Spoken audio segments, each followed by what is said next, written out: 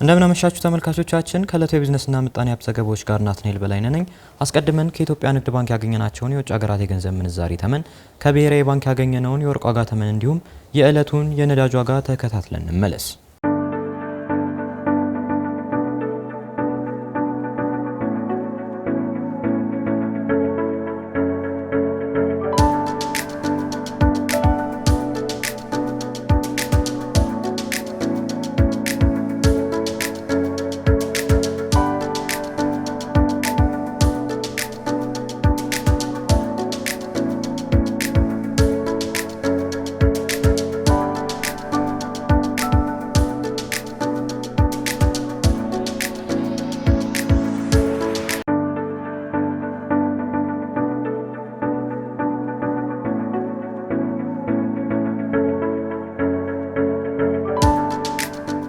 በኢንዱስትሪው ዘርፍ የተፈጠሩ እድሎች ለአምራች ኢንዱስትሪ ምርታማነት የላቀ ሚና እንዳላቸው የኢንዱስትሪ ሚኒስትር መላኩ አልበል ገለጹ።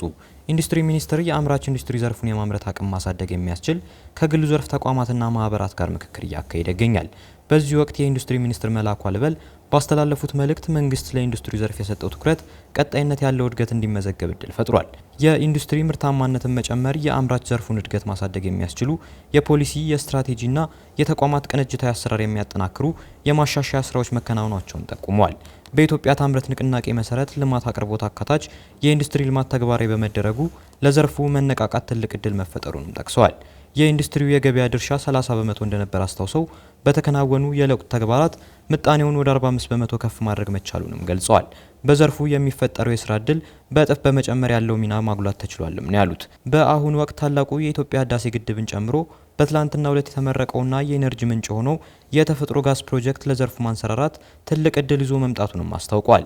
እነዚህ ተግባራት የአምራች ኢንዱስትሪ ምርታማነት እንዲጨምርና ከዘርፉ የሚገኘውን የውጭ ምንዛሬ ዘላቂነት ለማረጋገጥ ያግዛሉ ብለዋል። በተጨማሪም የማዳበሪያ ፋብሪካ ግንባታ መጀመሩ ለኢንዱስትሪው ዘርፍ ተጨማሪ እድል አቅም ስለመሆኑም አንስተዋል።